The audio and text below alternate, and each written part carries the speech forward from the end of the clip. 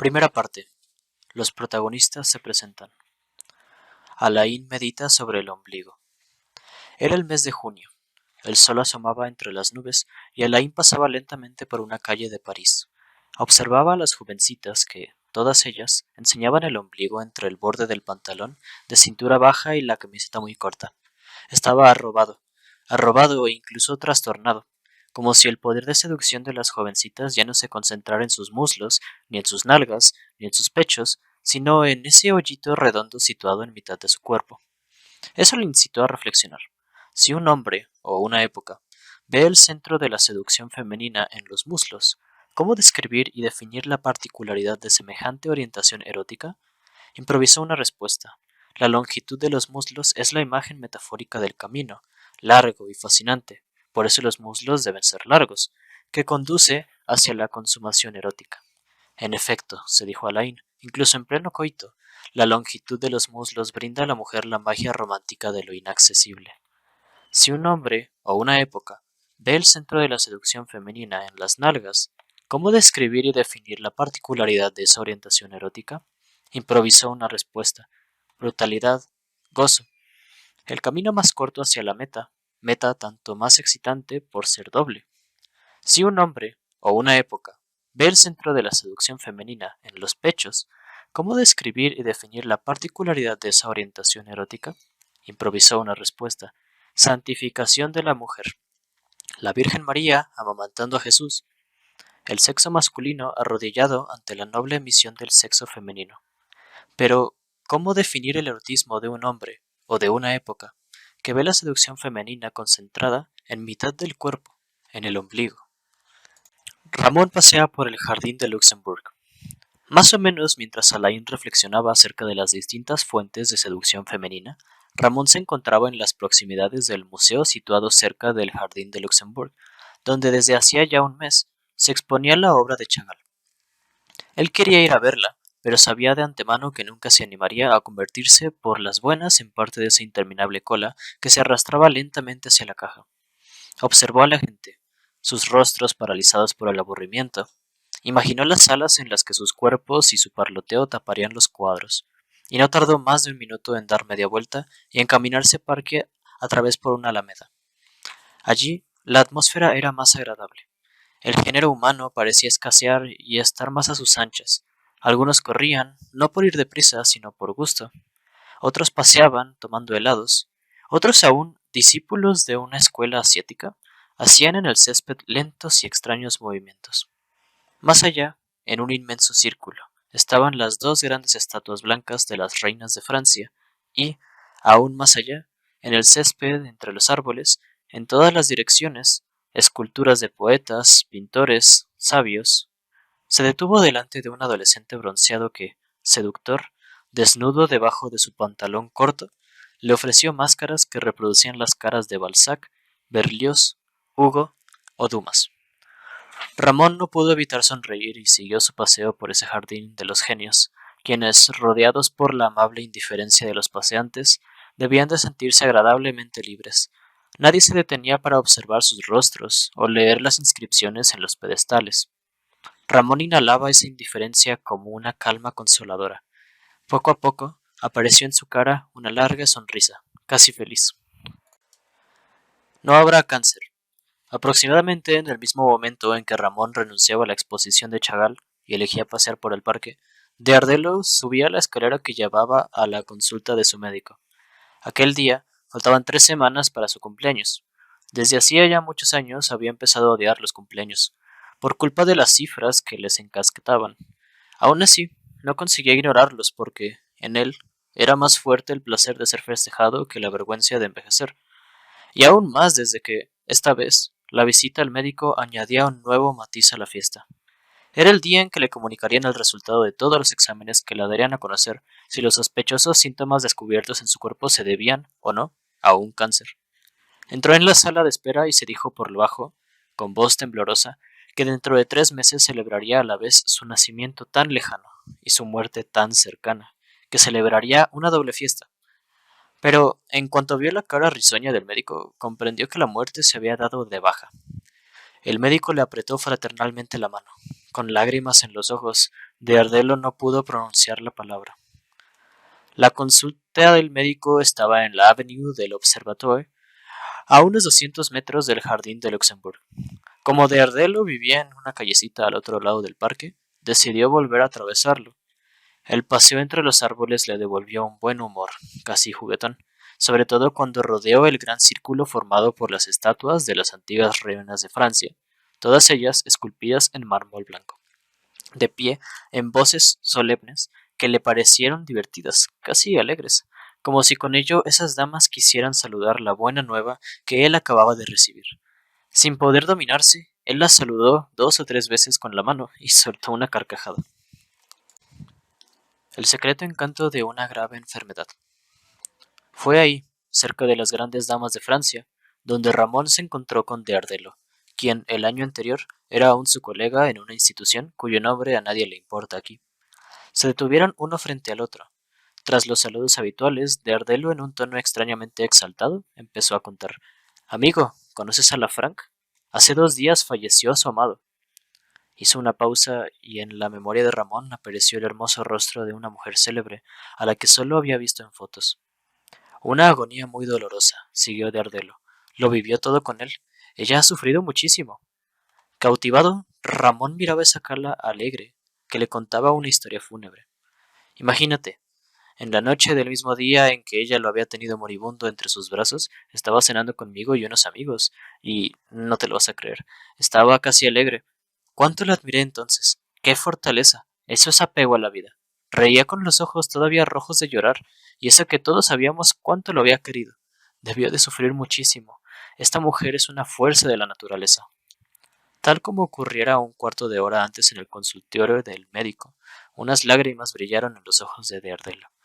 El caso es que, al hablar de la fuerza moral de la Frank, él pensaba en sí mismo. ¿Acaso no había vivido él también todo un mes en presencia de la muerte? ¿No había estado también su fuerza de carácter sometida a una dura prueba? Aunque ya fuera un mero recuerdo, el cáncer permanecía en él alumbrado por una frágil luz que, misteriosamente, le encandilaba, pero consiguió dominar sus sentimientos y pasó a un tono más prosaico. Por cierto, si no me equivoco, tú conocías a alguien que sabe organizar cócteles, que se encarga de la comida y lo demás, ¿no? Sí, es verdad, dijo Ramón. Es que voy a organizar una pequeña fiesta por mi cumpleaños. Después de los comentarios exaltados sobre la célebre Frank, el tono ligero de la última frase le permitió a Ramón una leve sonrisa. Veo que tu vida es alegre. Curioso, esa frase no le gustó a Daredevil, como si su tono demasiado ligero anulara la extraña belleza de su buen humor, mágicamente marcado por el pathos de la muerte, cuyo recuerdo seguía muy vivo en él. Sí, no está mal, dijo, y tras una pausa añadió, aunque hizo otra pausa y añadió, sabes, acabo de ir al médico. El desconcierto en el rostro de su interlocutor le gustó. Prolongó el silencio, de tal manera que Ramón ya no pudo sino preguntar. Entonces, ¿hay problemas? Los hay. Dardelo calló, y de nuevo Ramón no pudo sino volver a preguntar. ¿Qué te ha dicho el médico? En ese mismo instante Dardelo vio en los ojos de Ramón su propia cara como en un espejo, la cara de un hombre ya mayor pero todavía guapo, marcado por una tristeza que lo hacía aún más atractivo. Se dijo entonces que ese hombre guapo y triste pronto celebraría su cumpleaños, y la idea que había surgido en él antes de su visita al médico volvió a cruzarle por la cabeza. La magnífica idea de una doble fiesta que celebrara a la vez el nacimiento y la muerte. Siguió observándose en los ojos de Ramón, y luego, con voz queda y suave, dijo: Cáncer. Ramón tartamudeó algo y, torpe, fraternalmente, rozó con su mano el brazo de Ardelo. Pero hoy eso tiene tratamiento. Demasiado tarde. Pero olvida lo que acabo de decirte. No le cuentes a nadie. Vale más que pienses en mi cóctel. Hay que seguir adelante, dijo de Ardelo, y antes de continuar su camino, alzó la mano a modo de saludo, y ese gesto discreto, casi tímido, tenía tal inesperado encanto que Ramón se emocionó. Mentira inexplicable, inexplicable risa. El encuentro de los dos antiguos colegas terminó con ese hermoso gesto. Pero no puedo evitar una pregunta. ¿Por qué había mentido de Ardelo? El propio Dardelo se lo preguntó a sí mismo inmediatamente después, y tampoco él supo darse una respuesta. No, no se avergonzaba de haber mentido. Le intrigaba más bien ser incapaz de entender el motivo de esa mentira. Normalmente, si se miente es para engañar a alguien y obtener una cosa a cambio o una ventaja cualquiera. Pero ¿qué podía sacar él inventando un cáncer? Curiosamente, al pensar en el sinsentido de su mentira, no pudo evitar echarse a reír. Pero también esa risa era incomprensible. ¿Por qué se reía? ¿Acaso le parecía cómico su comportamiento? No. Por otra parte, el sentido de la comicidad no era lo suyo. Simplemente, sin saber por qué, le encantaba su cáncer imaginario. Siguió caminando sin dejar de reír. Reía, y le encantaba su buen humor. Ramón visita a Charles. Una hora después de su encuentro con Deardelo, Ramón ya estaba en casa de Charles. Te traigo de regalo un cóctel, dijo. Estupendo. Este año vamos a necesitarlo, dijo Charles invitando a su amigo a sentarse ante una mesa baja frente a él. Un regalo para ti, y también para Calibán. Por cierto, ¿dónde anda? ¿Dónde quieres que esté? En casa, con su mujer. Pero ojalá que para los cócteles siga contigo. Claro, los teatros siguen sin hacerle caso. Ramón vio de pronto encima de la mesa un libro bastante grueso. Se inclinó y no pudo ocultar su sorpresa. Las memorias de Nikita Khrushchev. ¿Y eso? Me lo dio nuestro maestro. ¿Y qué pudo parecerle interesante a nuestro maestro? Ha subrayado para mí unos cuantos párrafos. Lo que leí me pareció bastante divertido. Divertido. La historia de las 24 pérdices. ¿Qué? Sí, la historia de las 24 pérdices. ¿No la conoces? Pues por ahí empezó el gran cambio del mundo. El gran cambio del mundo, nada menos. Nada menos. Pero dime, ¿de qué cóctel se trata y en casa de quién? Ramón se lo explicó, y Charles preguntó. ¿Y quién es ese tal de Ardelo? ¿Un gilipollas como todos mis clientes? Claro, su tontería. ¿De qué tipo es? ¿De qué tipo es su tontería? Repitió Ramón, pensativo. ¿Conoces a Coakelique? La lección de Ramón sobre lo brillante y lo insignificante. Mi viejo amigo Coakelique, siguió Ramón, es uno de los mujeriegos más importantes que he conocido. Una vez asistí a una fiesta en la que estaban los dos, de Ardelo y él. No se conocían.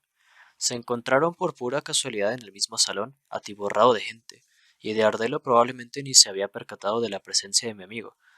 Había allí mujeres muy bellas, y de Ardelo andaba loco. Haría lo imposible para que ellas se interesaran por él, y aquella noche estuvo brillante como nunca. ¿Provocador? Todo lo contrario. Incluso sus bromas siempre son moralistas, optimistas, correctas, pero las envuelve en una enrevesada elegancia y las enreda de tal manera que resultan tan difíciles de entender que, aunque llamen la atención, no provocan reacción inmediata alguna. Hay que esperar 3 o 4 segundos hasta que él mismo se eche a reír. Luego esperar unos segundos más a que los demás entiendan lo que ha querido decir y se unan educadamente a él. Y cuando todo el mundo se suma a las risas, te ruego que aprecies ese refinamiento. Él se pone serio otra vez, como desinteresado. De vuelta de todo, observa a la gente, y secreta, vanidosamente, se deleita con esa risa. La actitud de Coakelique es radicalmente distinta. No es que sea silencioso, pero cuando está rodeado de gente, habla siempre con un hilo de voz que silba más que habla, aunque nada de lo que dice llama la atención. Charles se ríe. No te rías, no es fácil hablar sin llamar la atención, estar siempre presente gracias a la palabra y no obstante permanecer inoído. Eso requiere virtuosismo. El sentido de semejante virtuosismo se me escapa. El silencio llama la atención, puede impresionar, darte un aire enigmático o sospechoso, y eso es precisamente lo que Coakelique quiere evitar, como durante la fiesta de la que te hablo. Había una mujer muy hermosa que fascinaba de Ardelo. De vez en cuando, el coaquelique se dirigía a ella con un comentario del todo trivial, sin interés, nulo, pero tanto más agradable por cuanto no exigía respuesta inteligente alguna, ninguna agudeza. Al cabo de un rato, compruebo que Coakelique ya no está. Intrigado, me pongo a observar a la mujer. De Ardelo suelta una de sus frases ingeniosas, sigue el silencio de unos 5 segundos, luego suelta una carcajada y, tras otros 3 segundos, los demás le imitan. En ese instante, protegida por la cortina de la risa, la mujer se aleja hacia la salida. De Ardelo, adulado por el eco que sus palabras han provocado, sigue con sus exhibiciones verbales. Algo más tarde se da cuenta de que la hermosa mujer ya no está, y no puede explicarse su desaparición porque lo ignora todo de la existencia de un tuarco aquilique. No ha entendido nada, y aún hoy no entiende nada acerca del valor de la insignificancia. Esta es mi respuesta a tu pregunta acerca del tipo de tontería que define a Daredevil. Ah, la inutilidad de ser brillante. Sí, lo entiendo. Es algo más que inutilidad, la nocividad. Cuando un tipo brillante intenta seducir a una mujer, ésta tiene la impresión de entrar en una competencia. Ella también se siente obligada a deslumbrar, a no entregarse sin resistencia, mientras que la insignificancia la libera, la descarga de preocupaciones. No exige ninguna agudeza, la despreocupa y, por lo tanto, lo hace más fácil y más accesible. Pero dejémoslo, con Daredevil no tratarás con un ser insignificante, sino con un narciso. Y cuidado con el sentido exacto de la palabra. Un narciso no es un orgulloso. El orgulloso desprecia a los demás, los subestima. El narciso los sobreestima, porque observa su propia imagen en los ojos de los demás y desea embellecerla. De modo que cuida muy amablemente todos esos espejos. Eso es lo que cuenta para vosotros dos. Daredevil es amable. Para mí, por supuesto, es ante todo un snob. Pero incluso entre él y yo algo ha cambiado. Me enteré de que está gravemente enfermo, y a partir de ese momento le veo de otra manera. ¿Enfermo? ¿De qué? Cáncer. Me sorprendió hasta qué punto eso me entristeció. Tal vez esté viviendo sus últimos meses. Tras una pausa siguió. Me conmovió la manera en que me habló, muy lacónico, casi púdico, sin exhibir pathos alguno, sin narcisismo, y de pronto, quizá por primera vez, sentí por ese cretino auténtica simpatía, una auténtica simpatía. Segunda parte, el teatro de marionetas, las 24 perdices. Después de sus largas y agotadoras jornadas, a Stalin le gustaba permanecer un rato más con sus colaboradores y relajarse contándoles anécdotas de su vida. Por ejemplo, esta. Un día él decide ir de caza. Se pone una vieja parca, se calza unos esquíes, coge un fusil de caza y recorre 13 kilómetros. De pronto ante él ve unas perdices en las ramas de un árbol. Se detiene y las cuenta. Hay 24. Vaya mala pata. Solo se ha llevado 12 cartuchos. Dispara, mata a 12 y luego da media vuelta. Recorre otra vez 13 kilómetros hasta su casa y coge otra decena de cartuchos. Recorre una vez más los 13 kilómetros hasta las perdices, que siguen en las ramas del mismo árbol, y por fin las mata todas. ¿Te ha gustado? Pregunta Charles a Caliban, que se ríe. Si me lo hubiera contado el propio Stalin, lo habría aplaudido. Pero ¿de dónde ha sacado esa historia? Nuestro maestro me regaló un libro, Las Memorias de Khrushchev, publicado en Francia hace mucho, mucho tiempo. En él, Khrushchev cuenta la historia de las perdices tal como Stalin la había contado a su gente, pero según narra él, nadie reaccionó como tú, nadie se rió, a todos sin excepción les pareció absurdo lo que Stalin les había contado y aborrecieron esa mentira. Aún así, callaron todos, y solo Khrushchev tuvo el valor de decirle a Stalin lo que pensaba. Escucha esto. Charles abrió el libro y leyó lentamente en voz alta. ¿Cómo? ¿Quieres decir realmente que las perdices no se fueron y se quedaron en las ramas del árbol? Preguntó Khrushchev. Así es, contestó Stalin. No se movieron de su sitio. Pero la historia no se acaba aquí, pues debes saber que al final de su jornada de trabajo, todos se reunían en el baño, un gran espacio que también servía de retrete. Imagínate, en una pared, una larga hilera de urinarios, y en la pared de enfrente, los lavabos, urinarios de cerámica en forma de concha, muy empeferifollados y adornados con motivos florales. Cada miembro del clan de Stalin tenía su propio urinario creado y firmado por un artista distinto. Solo Stalin no lo tenía. ¿Y dónde meaba Stalin? En un reservado solitario, al otro lado del edificio. Y como meaba solo, nunca con sus colaboradores, estos se sentían divinamente libres en sus urinarios y se atrevían a decir por fin, en voz alta, todo aquello que se veían obligados a callar en presencia del jefe. Y así fue el día en que Stalin les contó la historia de las 24 perdices. Y te cito otra vez al propio Khrushchev. Al lavarnos las manos en el baño escupimos de desprecio. Él mentía, mentía. A nadie le cupo la menor duda. ¿Y quién era ese tal Khrushchev? Unos años después de la muerte de Stalin, se convirtió él en el jefe supremo del Imperio Soviético. Tras una pausa, dijo Caliban: lo que me parece increíble en toda la historia es que nadie entendiera que lo de Stalin era una broma. Claro, dijo Charles, y volvió a dejar el libro encima de la mesa, porque todos a su alrededor habían olvidado ya lo que era una broma. Y a mi entender, eso no anunciaba ya la llegada de un nuevo gran periodo de la historia. Charles sueña con una obra para el teatro de marionetas. En mi vocabulario de descreído, una sola palabra es sagrada: la amistad. Quiero a los 4 compañeros a quienes os he presentado: Alain, Ramón, Charles y Caliban. Por simpatía hacia ellos, un día le llevé a Charles el libro de Khrushchev para que se divirtieran todos. Los 4 conocían ya la historia de las perdices, incluido su espléndido final en el baño, cuando un día Caliban se lamentó con Alain. Me encontré con tu amiga Madeleine. Le conté la historia de las perdices y se lo tomó como una anécdota incomprensible sobre un cazador.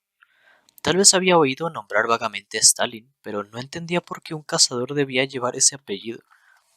Es que ella tiene tan solo 20 años, dijo amablemente Alain para defender a su amiga. Si no me equivoco, intervino Charles, tu Madeleine nació unos 40 años después de la muerte de Stalin. Yo mismo nací 17 años después de que muriera, y tú, Ramón, cuando murió Stalin. Luego de una breve pausa, dijo con cierta reserva: Dios mío, ya habías nacido. Me da vergüenza, pero es verdad. Si no me equivoco, siguió Charles, dirigiéndose a Ramón, tu abuelo firmó con otros intelectuales una petición de apoyo a Stalin, el gran héroe del progreso. Sí, admitió Ramón. Imagino que tu padre ya se mostraba algo escéptico con respecto a él, y tu generación aún más. En cambio, para la mía, ya se había convertido en el más criminal de todos los criminales. Sí, así es, dijo Ramón. La gente se va encontrando en la vida, discute, se pelea, sin darse cuenta de que se interpelan de lejos los unos a los otros, cada cual desde un observatorio, situado en distinto lugar en el tiempo. Después de una pausa, Charles dijo: el tiempo corre. Gracias a él, primero vimos, lo cual quiere decir que ya hemos sido acusados y juzgados por la gente. Luego morimos, y permanecemos aún unos años entre los que nos han conocido, pero muy pronto se produce otro cambio. Los muertos pasan a ser muertos viejos de los que ya nadie se acuerda y que desaparecen en la nada. Tan solo unos cuantos, muy pocos, imprimen su nombre en la memoria de la gente, pero ya sin testigos fehacientes, sin un solo recuerdo real, pasan a ser marionetas. Amigos, me fascina la historia que cuenta Khrushchev en sus memorias y no puedo quitarme las ganas de inventar a partir de ella una obra para el teatro de marionetas. ¿Teatro de marionetas? ¿No te gustaría más la comédie française?, se burló Caliban. No, contestó Charles, porque sería un engaño si esa historia de Stalin y Khrushchev la representaran seres humanos. Nadie tiene el derecho de simular la restitución de una existencia humana que ha dejado de ser. Nadie tiene el derecho de crear a un hombre a partir de una marioneta. La rebelión en el baño. Me fascinan esos camaradas de Stalin, siguió Charles. Me los imagino en el baño manifestando a gritos su indignación. Habían esperado tanto tiempo el hermoso momento de poder decir al fin en voz alta todo lo que pensaban. Pero había algo que no podían sospechar, que Stalin los observaba y él también esperaba ese momento con la misma impaciencia. También para él era motivo de gozo el momento en que toda su tropa se dirigía al baño. Amigos, es como si lo viera. De puntillas, discretamente se desliza por un largo pasillo, luego arrima la oreja a la puerta del baño y escucha. Los héroes del Politburó gritan, patean, maldicen. Él los oye y se ríe. Ha mentido! Aúlla Khrushchev con su voz estentórea y Stalin con el oído pegado a la puerta. Es como si lo viera. Saborea la indignación moral de su camarada, ríe como un loco y ni siquiera intenta bajar el volumen de su risa porque los que están dentro del baño, que también gritan como locos, no pueden oírlo en medio de tanto barullo. Sí, ya nos lo has contado, dijo Alain. Sí, ya lo sé. Pero lo más importante es lo que todavía no os he dicho. O sea, el verdadero motivo por el que a Stalin le encantaba repetirse y contar una y otra vez la misma historia de las 24 perdices, siempre a su mismo pequeño público. Y aquí es donde sitúo la intriga principal de mi obra para marionetas. ¿Y cuál era ese motivo? Kalinin. ¿Qué? Preguntó Caliban. Kalinin. Jamás he oído ese nombre. Aunque más joven que Caliban, Alain, que era un poco más culto, sí que lo conocía. Seguramente era el nombre con el que rebautizaron una célebre ciudad alemana en la Immanuel Kant vivió toda la vida y que hoy se llama Kaliningrado. En ese mismo instante se oyó desde la calle un poderoso e impaciente bocinazo. Tengo que irme, dijo Alain. Madeleine me está esperando. Hasta la vista. Madeleine le esperaba en la calle subida a una moto. Era la de Alain, pero la compartían. En otra ocasión, Charles da a sus amigos una charla sobre Kalinin y la capital de Prusia. Desde sus orígenes, la célebre ciudad de Prusia se llamó Königsberg, o sea, la montaña del rey. Solo después de la última guerra pasó a llamarse Kaliningrado. En ruso, Grad quiere decir ciudad. Así pues, la ciudad de Kalinin. Al siglo al que tuvimos la fortuna de sobrevivir, le volvía loco rebautizarlo todo. Saritsyn se rebautizó como Stalingrado, luego Stalingrado como Volgogrado, San Petersburgo se rebautizó como Petrogrado, luego Petrogrado pasó a ser Leningrado, y al final Leningrado volvió a ser San Petersburgo. Chemnitz se rebautizó como Karl Marxstadt y luego Karl Marxstadt como Chemnitz, se rebautizó como Königsberg, como Kaliningrado. Pero ojo, Kaliningrado permaneció y permanecerá para siempre como Kaliningrado. La gloria de Kalinin superará todas las demás glorias. Pero, ¿quién era Kalinin? Preguntó Caliban. Un hombre, continuó Charles, sin poder real alguno, un pobre e inocente pelele, quien, sin embargo, fue durante mucho tiempo presidente del Soviet Supremo. O sea, desde el punto de vista del protocolo, el más alto representante del Estado. Vi una vez una foto suya, un viejo militante obrero con una barbita puntiaguda, enfundado en una chaqueta mal tallada. Ya por entonces Kalinin era viejo, y su próstata hinchada le obligaba a mear con frecuencia. La pulsión urinaria era siempre tan fuerte y repentina que le obligaba a correr hasta el primer urinario que encontraba, aunque estuviera en un almuerzo oficial o en pleno discurso ante una numerosa audiencia. Había adquirido ya una gran destreza.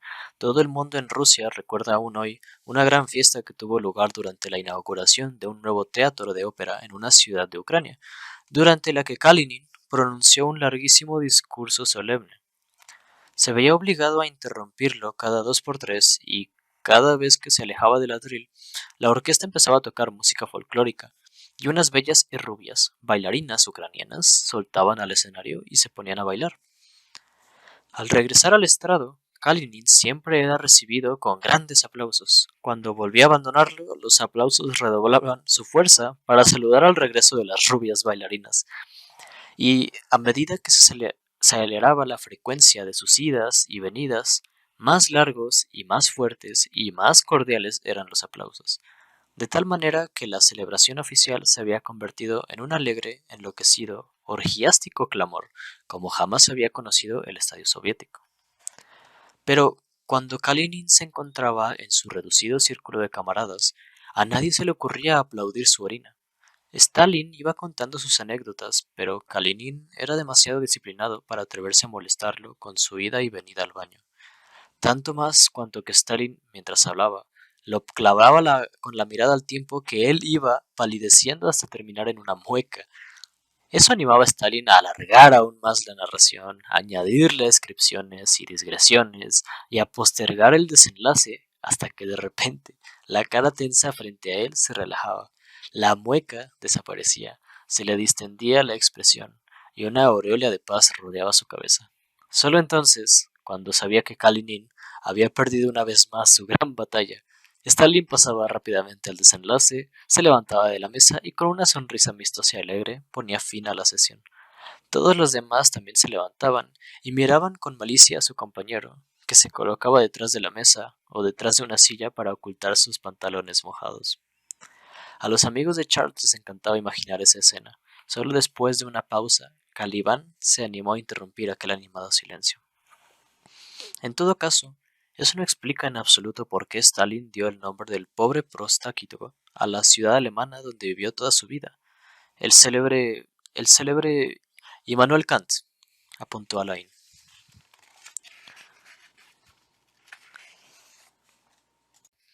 Alain descubre la desconocida ternura de Stalin. Cuando, al cabo de una semana, Alain volvió a ver sus amigos en un bistró, o en casa de Charles, ya no me acuerdo, enseguida interrumpió su conversación. Quiero deciros que, para mí, es absolutamente admisible que Stalin diera el nombre de Kalinin a la célebre ciudad de Kant. Ignoro qué explicaciones habréis podido encontrar a este asunto, pero yo solo le veo una. Stalin debía de sentir por Kalinin una ternura excepcional. La sorpresa jovial que descubrió en la cara de sus amigos no solo le encantó, sino que incluso le inspiró. Sí, ya sé. La palabra ternura no le pega demasiado a la reputación de Stalin, el Lucifer del siglo, ya lo sé. Su vida estuvo repleto de conspiraciones, traiciones, guerras, encarcelamientos, asesinatos, masacres. No lo pongo en duda. Muy al contrario, quiero incluso recalcarlo para que aflore con mayor claridad que, frente al inmenso fardo de crueldades con las que él debía de cargar y vivir, era imposible que dispusiera de un bagaje igualmente inmenso de compasión. Se habría superado cualquier capacidad humana. Para vivir su vida tal como era, no podía sino anestesiar y luego olvidar del todo su facultad de apiadarse. Pero ante Kalinin, en las pequeñas pausas lejos de las masacres, en sus dulces momentos de un descanso parlanchín, todo cambiaba. Se enfrentaba a un dolor totalmente distinto, un pequeño dolor, un dolor concreto, individual, comprensible. Miraba a su compañero que sufría y con una suave extrañeza sentía despertar en él un débil, modesto sentimiento casi desconocido, en todo caso olvidado, el afecto por un hombre que sufre. En su vida feroz, ese momento era como un descanso. La ternura aumentaba en el corazón de Stalin al mismo ritmo que la presión de la orina en la vejiga de Kalinin. Redescubrir un sentimiento que había dejado de sentir desde hacía mucho tiempo era para él de una inexplicable belleza. Ahí es donde, siguió Alain, encuentro la única explicación posible al hecho curioso de rebautizar Königsberg como Kaliningrado. Esto ocurrió 30 años antes de que yo naciera, y no obstante puedo imaginar la situación. Una vez terminada la guerra, los rusos añadieron a su imperio una célebre ciudad alemana y se vieron obligados a rusificarla, imponiéndole un nuevo nombre, y no un nombre cualquiera. La acción de rebautizar debe, pues, apoyarse en un nombre célebre en todo el planeta, cuyo destello acalle a todos los enemigos. A los rusos les sobran nombres de esos: Catalina la Grande, Pushkin, Tchaikovsky, Tolstoy, por no hablar de los generales que vencieron a Hitler y que en aquella época fueron adulados por todas partes. ¿Cómo comprender, pues, que Stalin elegiría el nombre de alguien tan nulo, que tomará una decisión tan evidentemente tonta? A eso solo pueden atribuirse motivos íntimos y secretos, y los conocemos. Ha pensado con ternura en el hombre que sufrió por él, ante sus ojos, y quiere agradecerle su fidelidad, darle una alegría por su entrega. Si no me equivoco, Ramón, corrígeme si quieres, durante ese breve momento de la historia, Stalin es el hombre de Estado más poderoso del mundo, y lo sabe. Siente la maliciosa satisfacción de ser, entre todos los presidentes y los reyes, el único en poder mandar a la mierda la seriedad de los grandes gestos políticos finamente calculados, el único que puede permitirse tomar una decisión absolutamente personal, caprichosa, irracional, espléndidamente extraña, soberbiamente absurda. En la mesa había una botella de vino tinto abierta. El vaso de Alain estaba ya vacío. Él volvió a llenarlo y siguió. Al contarla ahora ante vosotros, encuentro en esa historia un sentido cada vez más profundo. Tomó un trago y siguió. Padecer por no ensuciar el pantalón, ser mártir de la propia limpieza, Luchar contra la orina que da señales de vida, que avanza, que amenaza, que ataca, que mata. ¿Habrá otro heroísmo más prosaico y más humano? Me importan un bledo los llamados grandes hombres cuyos nombres coronan nuestras calles. Se volvieron célebres gracias a su ambición, su vanidad, sus mentiras, su crueldad. Kalinin es el único cuyo nombre permanecerá en la memoria como recuerdo de un sufrimiento que cualquier ser humano ha conocido, como recuerdo de una lucha desesperada que no causó daño a nadie, sino a sí mismo. Alain terminó su discurso y todos se sintieron emocionados.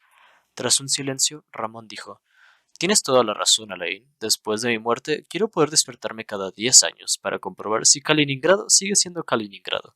Mientras este sea el caso, podré sentir una pizca de solidaridad con la humanidad y, reconciliado con ella, volveré a mi tumba. Tercera parte. Alain y Charles piensan con frecuencia en sus madres. La primera vez que se sintió atraído por el misterio del ombligo fue cuando vio a su madre por última vez. Paseando lentamente hacia su casa, Alain observaba a las jovencitas que, sin excepción, iban enseñando el ombligo entre el borde del pantalón de cintura baja y la camiseta muy corta, como si el poder de seducción de las jovencitas ya no se concentrara en sus muslos, ni en sus nalgas, ni en sus pechos, sino en ese hoyito redondo situado en mitad de su cuerpo. ¿Me estoy repitiendo? ¿Empiezo acaso este capítulo con las mismas palabras que empleé al principio de esta novela? Lo sé, pero aunque ya haya hablado de la pasión de Alain por el enigma del ombligo, me niego a ocultar que ese enigma le preocupa en todo momento. Al igual que ustedes, también andan preocupados durante meses, cuando no años, por los mismos problemas, sin duda bastante menores que el que obsesiona a Alain. Así pues, mientras deambulaba por las calles, él iba paseando con frecuencia en el ombligo, sin temor a repetirse e incluso con una extraña obstinación, y es que el ombligo le remetía a un lejano recuerdo, el recuerdo del último encuentro con su madre. Tenía entonces 10 años. Estaban solos su padre y él de vacaciones en una casa alquilada con jardín y piscina. Era la primera vez que ella iba a verles tras una ausencia de muchos años. Se encerraron ella y su anterior marido en la casa. La atmósfera era asfixiante, a 1 kilómetro a la redonda. ¿Cuánto tiempo se quedó? Probablemente no más de 1 o 2 horas, durante las que Alain intentó entretenerse solo en la piscina. Acababa de salir del agua cuando su madre se detuvo para decirle adiós. Estaba sola. ¿Qué se habrán dicho? Él lo ignora, solo recuerda que ella se sentó en una silla del jardín y que él, con el slip de baño todavía mojado, estaba de pie frente a ella. Ha olvidado lo que se dijeron, aunque retiene en su memoria, grabado con precisión, un instante concreto. Sentada en su silla, ella miró intensamente el ombligo de su hijo. Él aún siente esa mirada en su vientre, una mirada difícil de comprender.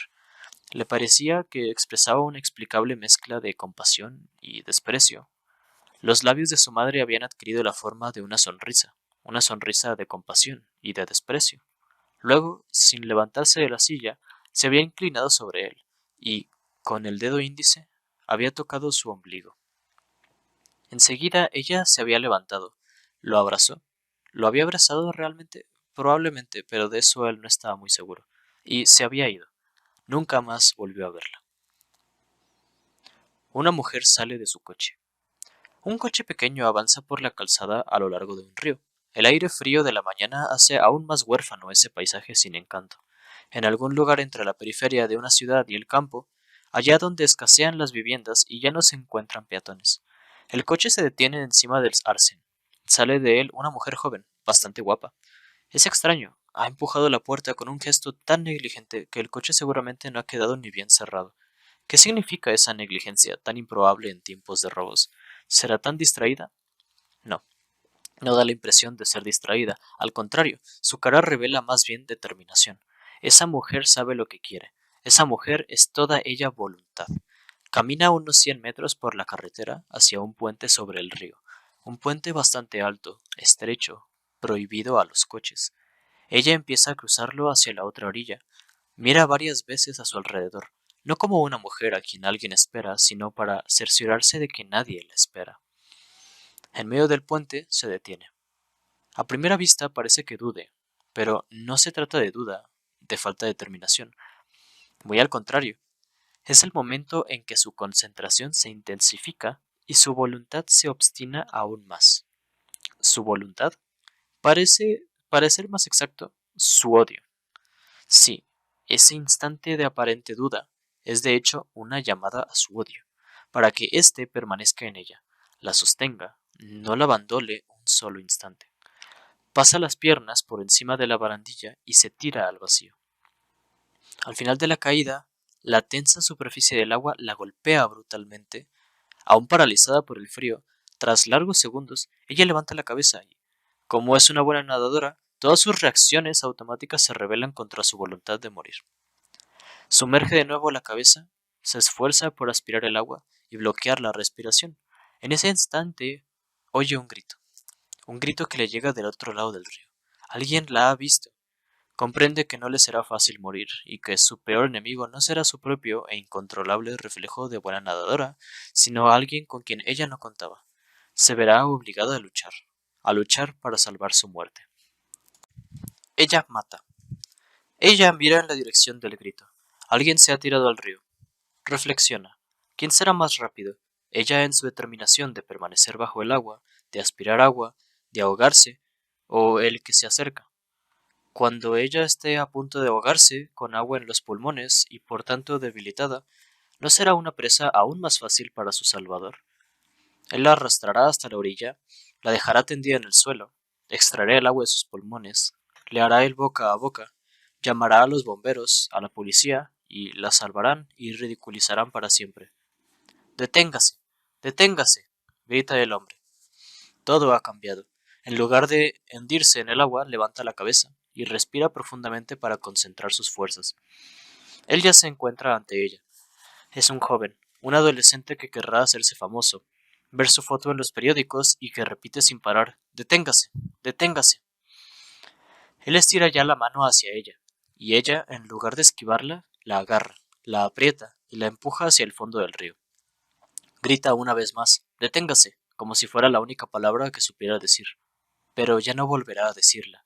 Ella le ha agarrado el brazo, lo empuja hacia el fondo, luego se estira de espalda cuán larga es sobre el adolescente para que su cabeza permanezca hundida en el agua. Él se defiende, se sacude, ya ha aspirado agua, intenta golpear a la mujer, pero ella permanece firme, estirada encima de él, de tal manera que él ya no puede sacar la cabeza para respirar, y tras largos, muy largos segundos, deja de agitarse. Ella lo mantiene así un poco más. Podría incluso decirse que, cansada y temblorosa, descansa encima de él. Luego, segura de que el hombre al que mantiene debajo ya no se moverá, lo suelta y se vuelve hacia la orilla de donde ha venido para no conservar dentro de sí ni la sombra de lo que acaba de ocurrir. Pero, ¿cómo? ¿Acaso ha olvidado su propósito? ¿Por qué no se ahoga si el que ha intentado robarle la muerte ya no vive? ¿Por qué una vez libre ya no quiere morir? La vida que casualmente ha reencontrado ha sido como un golpe que hubiera quebrantado su propósito. Ya sin fuerzas para concentrar su energía en su propia muerte, tiembla, despojada repentinamente de toda voluntad, de todo vigor, nada como un autómata hacia el lugar donde había abandonado el coche. Ella vuelve a casa. Poco a poco siente que el agua ya no es profunda. Apoya los pies en el fondo, se pone de pie, pierde los zapatos en el fango, carece de fuerza para buscarlos, sale del agua descalza y sube hacia la carretera. Al redescubrir el mundo, este le muestra su cara más inhóspita, y enseguida es presa de la angustia. Las llaves del coche, ¿dónde estarán? Su falda no lleva bolsillos. Si uno va hacia la muerte no le preocupa lo que ha dejado en el camino. Cuando salió del coche, el porvenir había dejado de existir. Ella no tenía nada que ocultar. En cambio ahora, de repente, hay que ocultarlo todo. No hay que dejar huellas. La angustia es más y más acuciante. ¿Dónde estarán las llaves? ¿Cómo llegaré a casa? Se acerca al coche, tira de la puerta que, ante su asombro, se abre. Las llaves la esperan abandonadas en el salpicadero. Se sienta al volante y apoya los pies descalzos y mojados en los pedales. Sigue temblando. También tiembla de frío. El agua sucia del río se descurre de la blusa y de la falda empapadas. Le da la vuelta a la llave y se va. El que quiso imponerle la vida ha muerto ahogado. Y aquel a quien ella había querido matar en su vientre sigue vivo. La idea del suicidio ha quedado anulada para siempre. sin repeticiones. El joven ha muerto, el feto vive, y ella hará cualquier cosa para que nadie descubra lo que ha pasado. Tiembla y su voluntad se despierta. Ya no piensa sino en su porvenir inmediato, cómo salir del coche sin que nadie la vea, cómo pasar desapercibida con su vestido empapado delante de la garita del portero. En ese instante Alain sintió un golpe violento en el hombro. Ve con cuidado, imbécil. Se volvió y a su lado en la acera vio a un joven que la adelantaba con paso acelerado y enérgico. Perdón, le lanzó, en un tono más bien bajo. Gilipollas, le contestó la joven, en un tono de voz alto, sin mirar atrás. Los perdonazos. A solas en su estudio, Alain comprobó que seguía doliéndole el hombro, y se dijo que la mujer que 2 días antes le había empujado con tanta eficacia lo había hecho adrede. No conseguía olvidar la voz estridente que le llamaba imbécil, y seguía oyéndose suplicar perdón, a lo que ella respondió gilipollas. Una vez más había pedido perdón sin motivo. ¿Por qué siempre ese estúpido reflejo de pedir perdón? No podía quitarse de encima ese recuerdo, y sintió la necesidad de hablar con alguien. Llamó a Medellín. No estaba en París. Su móvil estaba apagado.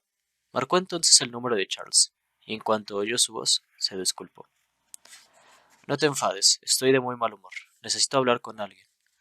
Pues me vienes al pelo, yo también estoy de muy mal humor. Pero tú, ¿por qué? Porque estoy cabreado conmigo mismo. ¿Por qué será que aprovecho cualquier ocasión para sentirme culpable? Eso no es grave. Sentirse o no sentirse culpable, creo que todo radica en eso. La vida es una lucha de todos contra todos. Es sabido, pero ¿cómo puede darse esa lucha en una sociedad más o menos civilizada? No deberíamos tirarnos unos contra otros a primera vista. En cambio, intentamos proyectar en los demás el oprobio de la culpabilidad. Vencerá el que consiga hacer que el otro se sienta culpable. Perderá el que confiese su culpa. Vas por la calle inmerso en tus pensamientos. Caminando hacia ti veo una chica que, como si estuviera sola en el mundo, sin mirar a los lados, camina recto hacia adelante. Chocáis. Este es el momento de la verdad. ¿Quién insultará al otro y quién pedirá perdón? Esa situación me sirve de ejemplo. En realidad los dos son a la vez el embestido y el que embiste. No obstante, los hay que inmediata y espontáneamente se consideran los causantes del choque, y por tanto culpables. Y los hay también que siempre se consideran, inmediatamente y espontáneamente, las víctimas del choque, y, por tanto, en su derecho de acusar en el acto al otro y de hacer que lo castiguen. ¿Tú, en esta situación, pedirías perdón o acusarías? Sin duda, yo pediría perdón.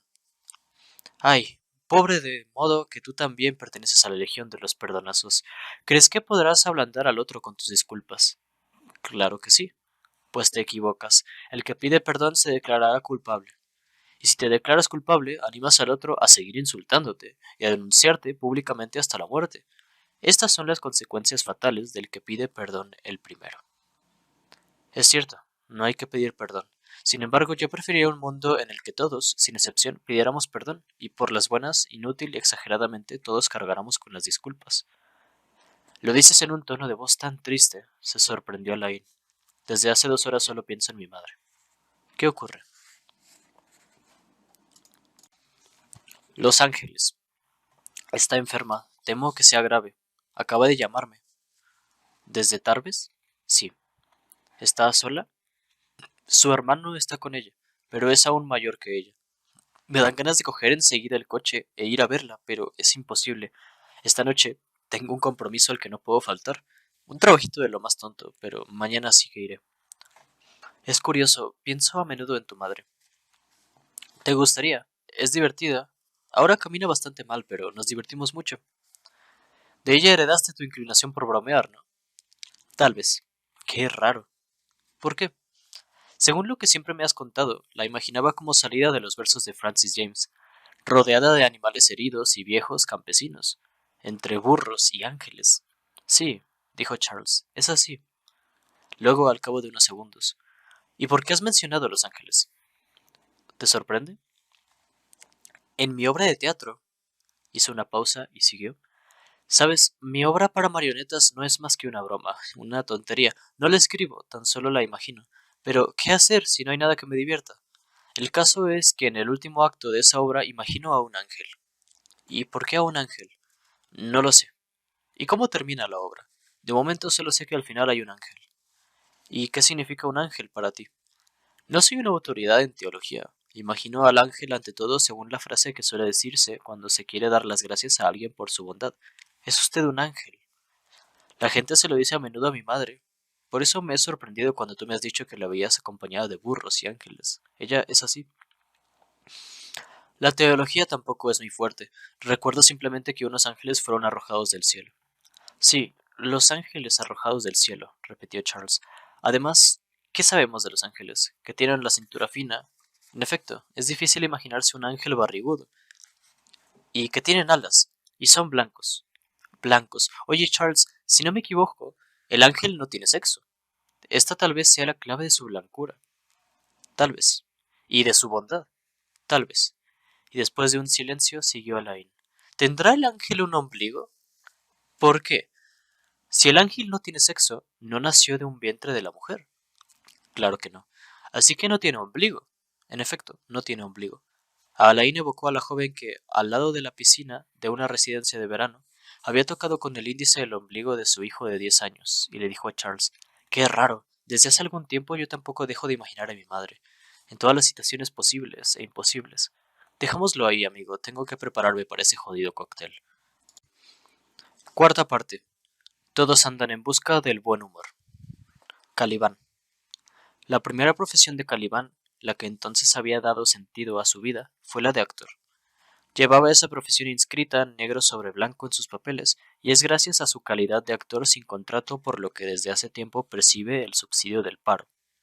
La última vez que se le había visto en un escenario, encarnaba al salvaje Calibán de La Tempestad de Shakespeare, con la piel embadurnada de una pomada oscura y tocado con una peluca negra, aullaba y brincaba como un loco.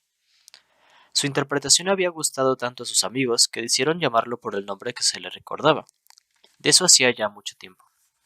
Desde entonces, los teatros dudaron en contratarlo, y su subsidio disminuyó de un año en año, como de hecho el de miles de actores, bailarines, cantantes que están en paro. Fue entonces cuando Charles, que se ganaba la vida organizando cócteles para particulares, lo había contratado como camarero. Así fue como Caliban pudo ganar unas perras, y además, al seguir siendo un actor en busca de su misión perdida, vio en ello la oportunidad de poder cambiar a veces de identidad. Al tener ideas estéticas un tanto simples, ¿acaso no era también su simple su santo patrón, el Calibán de Shakespeare? Creía que la proeza de un actor era tanto más relevante cuanto más alejado de su vida real estuviera el personaje que interpretara. Por eso insistió en acompañar a Charles, no como francés, sino como un extranjero que solo supiera hablar un idioma que nadie conociera a su alrededor. Cuando tuvo que adjudicarse un nuevo país de origen, eligió Pakistán. Tal vez debido al color de su piel ligeramente bronceada. ¿Por qué no? Nada más fácil que elegir un país de origen. Lo difícil es inventarle una lengua. Intenten hablar improvisando una lengua ficticia, aunque solo sea durante 30 segundos.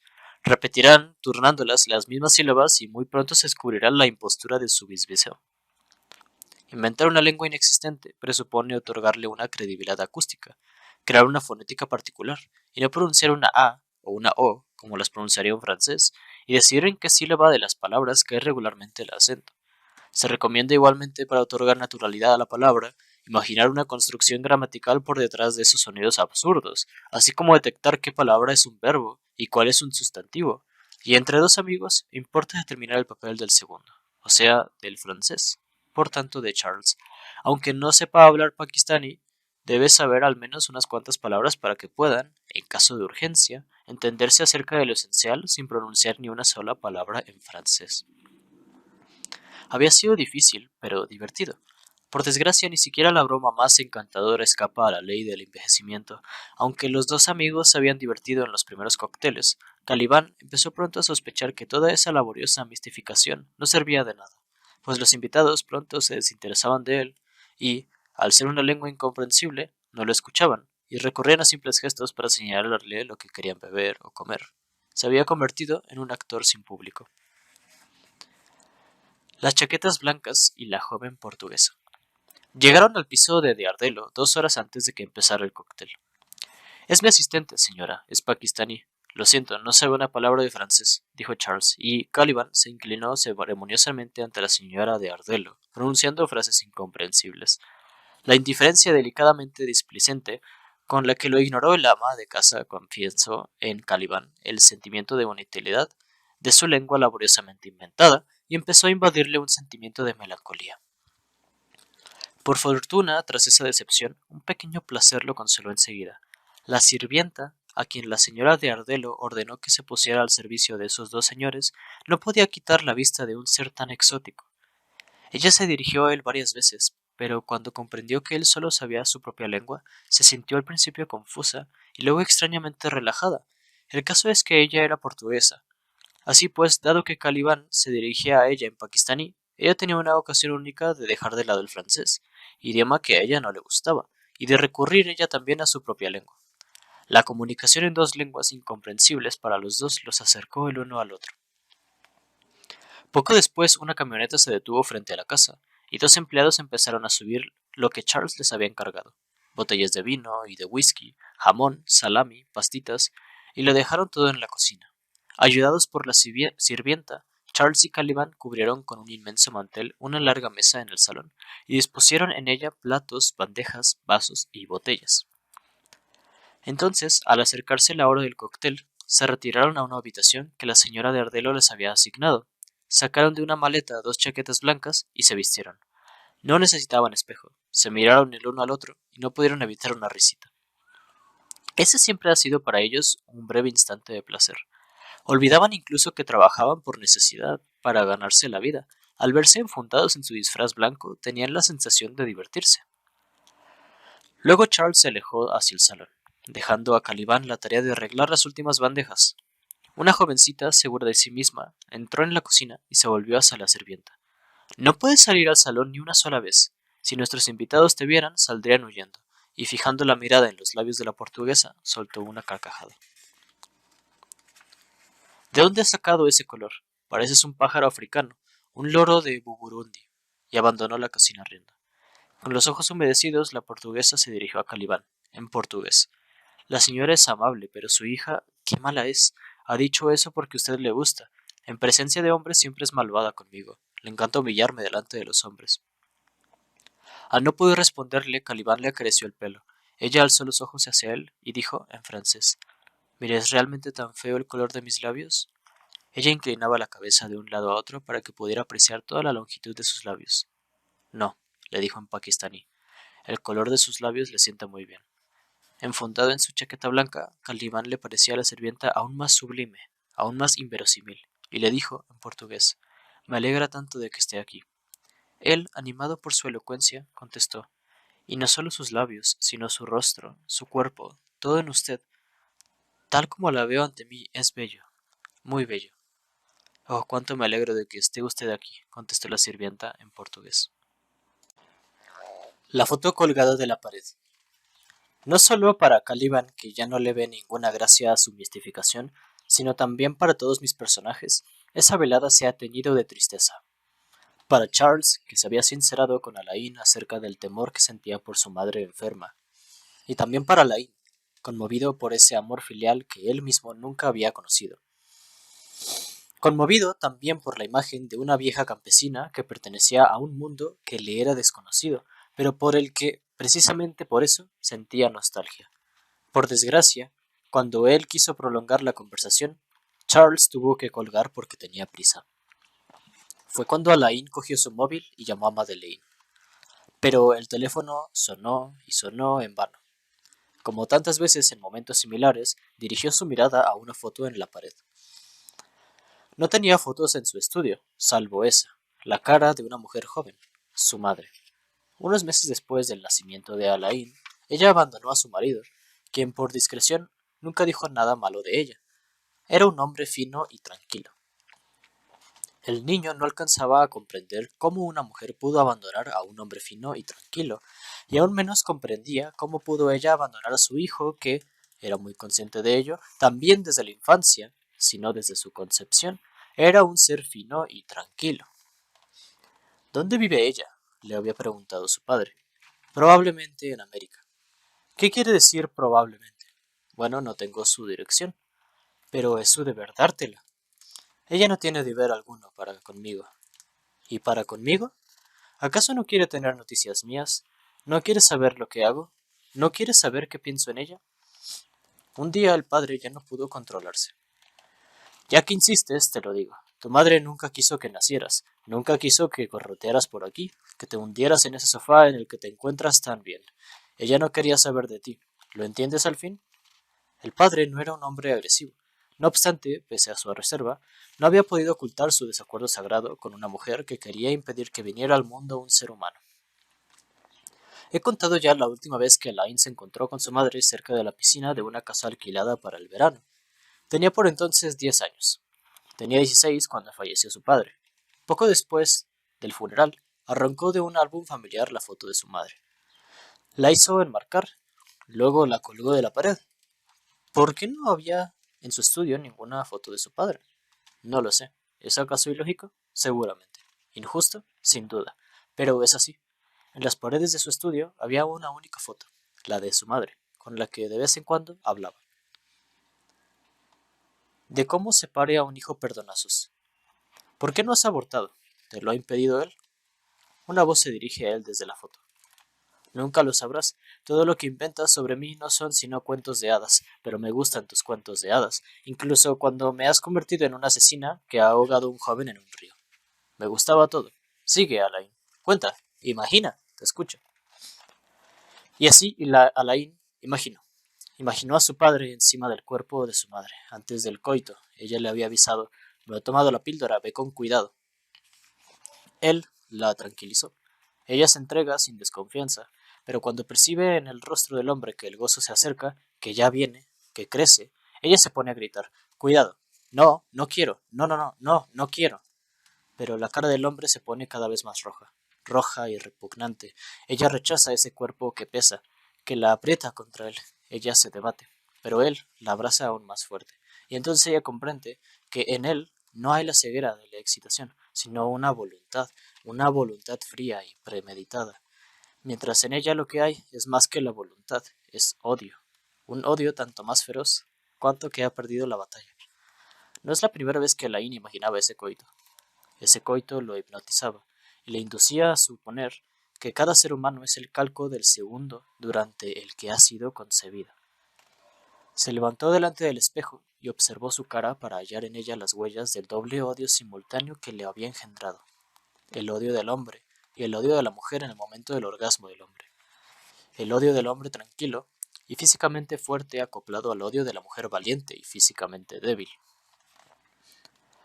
Se dijo que el fruto de ese doble odio solo podía haber sido un perdonazos. Él era un tranquilo y fino como su padre, y seguirá siendo un intruso tal como lo había visto su madre. El que es a la vez un intruso y un tranquilo está condenado, según una lógica implacable, a pedir perdón toda su vida.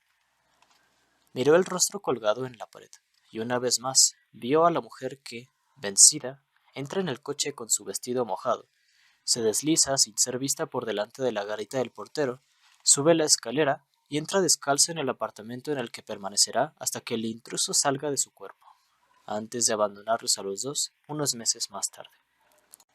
Ramón llega al cóctel de muy mal humor. Pese al sentimiento de compasión que había sentido al final de ese encuentro en el jardín de Luxemburgo, Ramón no podía evitar que de Ardelo pertenecía al tipo de gente que le caía mal.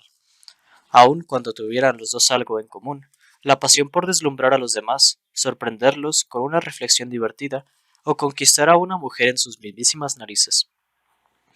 Ramón, no obstante, no era un narciso. Le gustaba el éxito siempre y cuando no suscitara envidias. Le complacía ser admirado, pero rehuía a los admiradores. Su discreción había pasado a ser afán de soledad tras sentirse herido en su vida privada, y ante todo desde el año anterior, cuando fue a engrosar al funesto cortejo de los jubilados. Sus comentarios inconformistas, que antaño le habían rejuvenecido, ahora lo convertían, pese a su aspecto engañoso, en un personaje inactual, fuera de nuestro tiempo y, por tanto, viejo.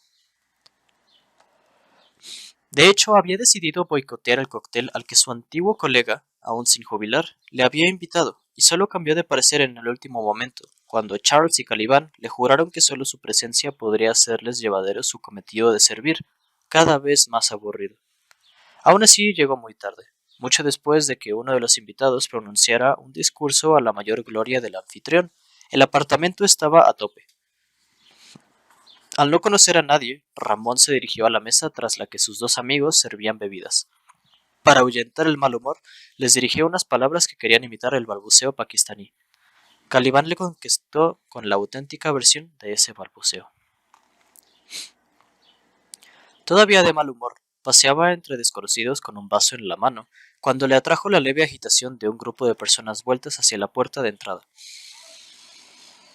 Apareció una mujer, longilínea, hermosa en la cincuentena, con la cabeza inclinada hacia atrás. Deslizó varias veces la mano bajo el cabello, elevándolo y dejándolo caer con gracia, y brindó a unos y otros la voluptuosa expresión trágica de su rostro. Ninguno de los invitados la había visto nunca, pero todos la reconocieron por las fotos. La Frank. Se detuvo ante la mesa del buffet, se inclinó y le señaló a Caliban con grave concentración distintos canapés que le apetecían. Su plato se llenó enseguida, y Ramón pensó en lo que de Ardelo le había contado en el jardín de Luxemburgo. Ella acababa de perder a su compañero, al que había amado tan apasionadamente que, gracias a un mágico decreto de los cielos, su tristeza en el momento de la muerte se transustanció en euforia, y su deseo de vida se centuplicó. Él la observaba, según se metía canapés en la boca, al masticar sus enérgicos movimientos le agitaban la cara. Cuando la hija de Ardelo, que Ramón la conocía de vista, avistó a la célebre longilínea, su boca se detuvo. Ella también masticaba algo, y sus piernas empezaron a correr. ¡Querida! Quiso abrazarla, pero se le impidió el plato que la célebre dama llevaba apoyada en el vientre. ¡Querida! Repitió, mientras la Frank amasaba en la boca un gran trozo de pan con salami. Al no poder engullirlo entero, se ayudó con la lengua para empujar el bocado entre las molares y la mejilla. Luego, no sin esfuerzo, intentó decir algo a la joven, que no entendió nada. Ramón avanzó 2 pasos para observarlas de cerca. La joven de Ardelo engulló lo que ella misma llevaba en la boca y declaró con voz sonora: lo sé todo, pero jamás la dejaremos sola, jamás. La Frank, con los ojos fijos en el vacío, Ramón entendió que ella no sabía quién era la que le hablaba. Trasladó parte del bocado al centro de su boca. Lo masticó, tragó la mitad y dijo: el ser humano no es sino soledad. ¡Oh, cuán bien hallado! Exclamó la joven de Ardelo. Una soledad rodeada de soledades, añadió la Frank, tras lo cual engulló el resto, dio media vuelta y se fue a otra parte. Sin que Ramón se diera cuenta, una leve sonrisa divertida se esbozó en su rostro. Alain coloca una botella de Armagnac encima del armario.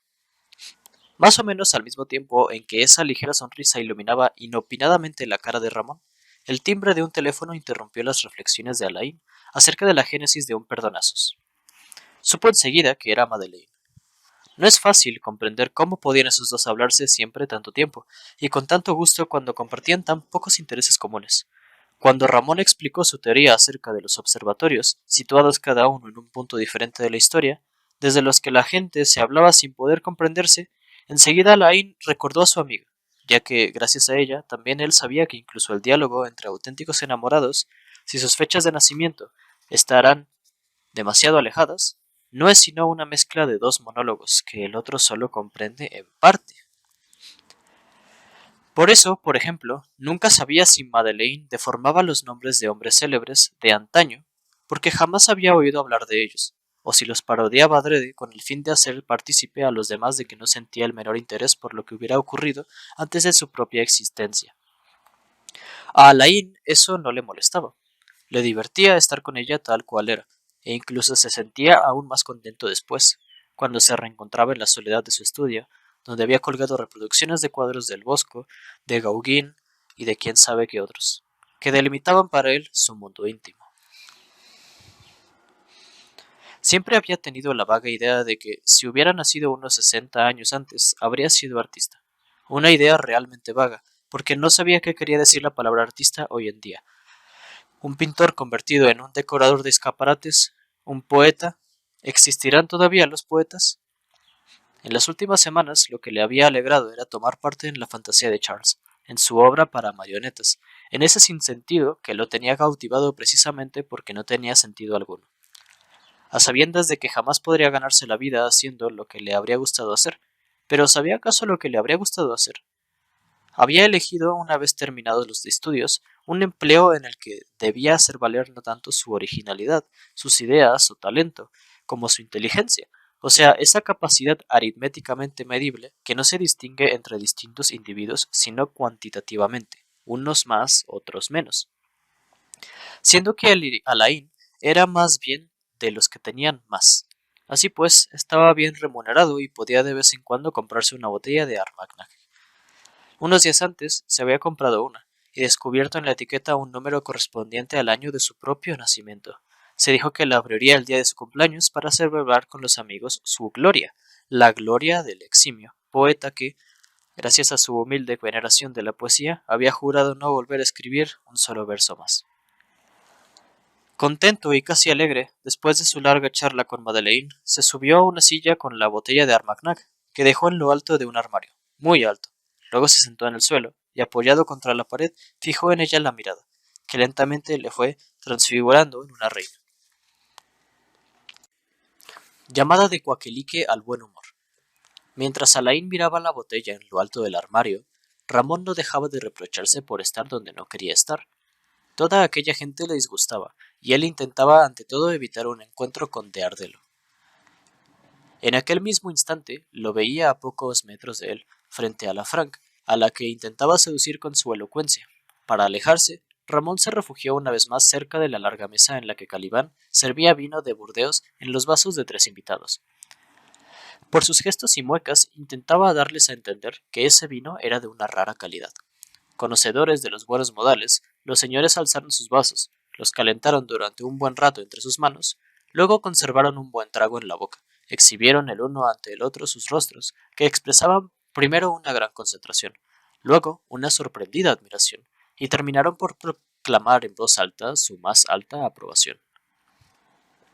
Todo esto no duró más de un minuto, justo hasta que esa fiesta del paladar quedara brutalmente interrumpida por su conversación, y Ramón, que los observaba, tuvo la impresión de asistir a un funeral en el que 3 sepultureros inhumaban el gusto sublime del vino arrojando sobre su ataúd la tierra y el polvo de su palabrería. Una vez más asomó a su rostro una sonrisa distraída mientras, en ese mismo instante, una voz muy débil, apenas audible, más un silbido que una palabra, se deslizó a su espalda. Ramón, ¿qué haces aquí? Se volvió y exclamó: Coakelique, ¿qué haces tú aquí? Ando buscando una nueva amiguita, contestó mientras su rostro pequeño, pero soberbiamente carente de interés, se iluminaba. Querido, dijo Ramón, sigue siendo el mismo, tal como te conocí. Ya sabes, no hay nada peor que aburrirse. Por eso voy cambiando de amiguitas. Sin eso no hay buen humor. Ah, el buen humor, exclamó Ramón, como iluminado por esas 2 palabras. Sí, tú lo has dicho, el buen humor. De eso se trata y de nada más. Ah, qué placer verte. Hace unos días les hablé de ti a unos amigos. Oh, mi Cuaki, mi querido Cuakeli. Tendría que contarte tantas cosas. En ese instante, Ramón vio a pocos pasos de él el rostro encantador de una mujer joven a quien él conocía. Eso le fascinó, como si esos dos encuentros fortuitos, mágicamente vinculados por el mismo lapso de tiempo, le cargaran de energía. En su cabeza el eco de las palabras buen humor sonaban como una llamada. Perdóname, le dijo Coakelique. Seguimos más adelante. Ahora entiéndeme. Coakelique sonrió. Pues claro que te entiendo. Anda, anda. Encantado de volver a verte, Julie, dijo Ramón a la joven. Hacía 1000 años que no te veía. Culpa tuya, contestó ella, mirándolo con impertinencia a los ojos. Hasta ese mismo instante no sabía qué motivo poco razonable me había traído a esta fiesta siniestra. Ahora sí lo sé. Y de pronto la fiesta siniestra ha dejado de serlo. Río Julie. La has desinniestrado tú, dijo Ramón, riendo él también. ¿Pero qué te ha traído a ti aquí? Señaló a un grupo que rodeaba a una vieja, muy vieja celebridad universitaria. Él siempre tiene algo que decir. Luego, con una sonrisa prometedora, estoy impaciente por volver a verte más tarde esta noche. De excelente humor, Ramón entrevió detrás de la larga mesa a Charles, curiosamente ausente, la mirada fija en algún lugar por arriba. Esa extraña posición le intrigó, y luego se dijo: qué bueno es no tener que ocuparse de lo que ocurre allá arriba, qué bueno es tener presente aquí abajo. Y miró a Julie, que se marchaba ya. Los movimientos de su trasero le hacían guiños, le incitaban.